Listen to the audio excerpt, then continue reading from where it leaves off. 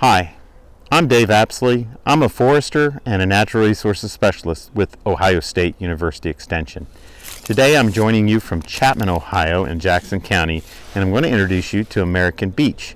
American beech is very widespread in Ohio. It's probably found in every county.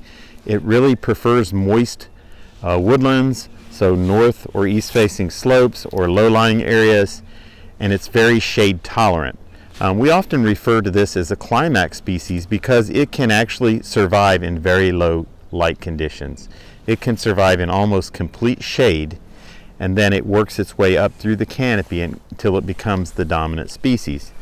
In many of our woods, historically, there's been a lot of fire, so beech typically does not dominate dry ridges where fire would be much more common.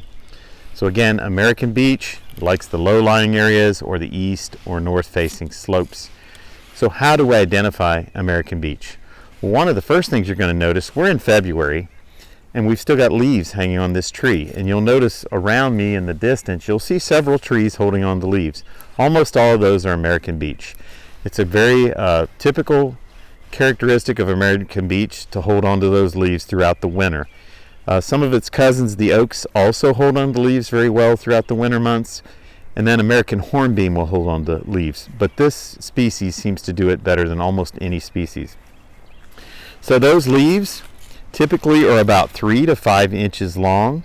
They're arranged alternately on the twig, so they alternate sides. They're not going to be paired or opposite from each other like maple, dogwood, ash, and buckeye. They're going to alternate. They're going to be simple leaves, and these leaves tend to be between 3 and about 5 inches long. They have a leaf edge that has teeth, and those teeth are widely spaced. You'll notice the teeth are very consistently somewhere between about 1/4 and 1/3 of an inch apart, and you'll see these nice, very parallel veins running from the midrib on the leaf out to the edge, and you'll see these very widely spaced teeth. American beech is a very thin leaf. It tends to be somewhat dull in the shade. If it's exposed to more sun, it's probably more glossy. Again, the leaves do hold on all winter long. It just fails to form that layer. It's called an abscission layer, which causes the leaf to fall off of the tree on most other species. Another great characteristic of American beech are these nice buds. It has some of the longer buds of our common hardwood species here in Ohio. They tend to be about 3/4 to an inch in length, and they look like little cigars. They're a little bit sharper pointed than a cigar might be, but you're going to see these beautiful little buds, pretty long, cigar shaped with lots of overlapping scales. Another great characteristic of American beech. Those buds tend to point off of the twig at about a 45-degree angle. Another great ID characteristic. One of the things that most people recognize American beech by is also the bark. American beech bark is probably the smoothest bark consistently in the woods. You're rarely going to find ridges or furrows. Occasionally you'll find some bumps or some warts on it, but it tends to be a very smooth gray bark. Other species can have smooth gray bark, but they don't have it consistently. Oftentimes people can't resist the temptation of carving their names in American beech. It seems like names and initials stay around in American beech for a long time. We don't recommend that. That can actually cause some long-term damage to the tree. So other characteristics of American beech are the fruit. It actually produces a nut-like fruit that you're not going to see on any other species. The nut-like fruit occurs in this husk that splits into 4 segments.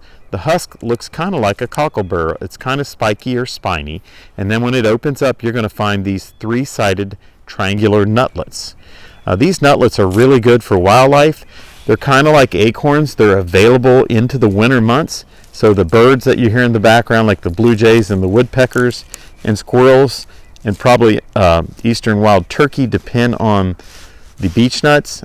Beech nuts are probably a little more consistent than acorns, so they're a more regular producer of these fruits. So again, that's another great ID characteristic of American beech, and a good reason to leave some around in your woodlands. Finally, you'll notice it's a poor self-pruner. Like most other tree species that are shade tolerant, they don't tend to lose these lower branches until they've been in the shade for a long time and the branches have died. So again, American beech, you're typically going to find it in a woodland where there hasn't been a lot of fire, but I've seen some massive American beech. They tend to hollow out as well, so if they're damaged from fire occasionally or from livestock, they'll tend to form very hollow cavities in them, which also makes them great for wildlife because cavity nesting birds and mammals can nest in them. So again, this is American beech, and don't forget to take at least part of your day to spend it in the woods. Thank you.